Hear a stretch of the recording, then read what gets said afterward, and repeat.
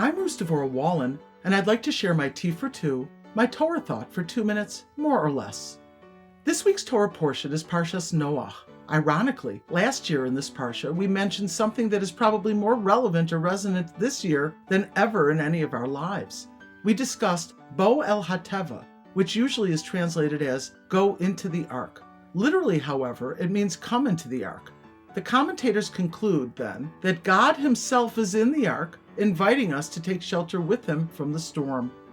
Additionally, the word for ark, teva, also means word. The Baal Shem Tov explained that when God says come into the ark, he's also saying enter into my words of prayer and Torah study. There you will find a sanctuary of wisdom, meaning, and holiness amidst the raging floodwaters of life. For many months, we have been asked to go inside our homes and hearts to find refuge in the deluge. Many of us wonder what will come of and after these unsettling and stormy times. Fortunately, there's great hope found in our Parsha, expounded in the ancient mystical text, the Zohar. About the flood, the Torah verse states, in the 600th year of Noah's life, in the second month, that is Cheshvan this month, on the 17th day of the month, all the well springs of the great depths burst forth, and the windows of heaven broke open, and the rain fell on the earth for 40 days and 40 nights. The Zohar on this verse says, in the 600th year of the 6th millennium, the gates of sublime wisdom will open, and the well springs of lower wisdom will burst forth to prepare the world to enter the 7th millennium. According to most rabbinic sources, this corresponds to the beginning of the Industrial Revolution, approximately 1840, which was concurrent with the proliferation of Hasidus, the sublime wisdom of the Torah.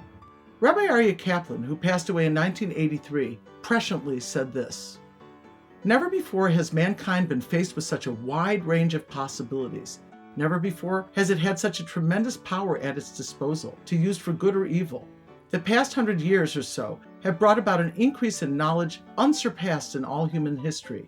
The ultimate goal of the historic process is the perfection of society, what we call the Messianic Age.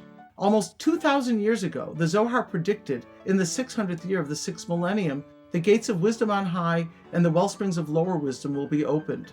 This will prepare the world to enter the 7th millennium, just as a man prepares himself towards sunset on Friday for the Sabbath.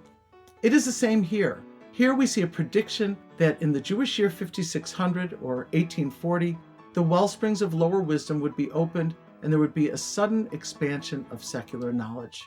More and more the Zohar's prediction is becoming revealed. As I read and take courses in neuroscience, positive psychology, lifestyle medicine, and mind-body medicine, I hear so many concepts that are not only consonant with Torah, but even sound like it.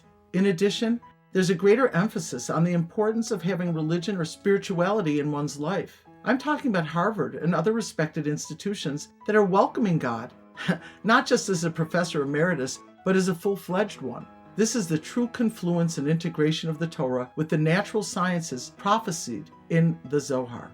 Through this bidirectional convergence of the spiritual floodgates and the explosion of technology, Mashiach's imminent coming is being hastened.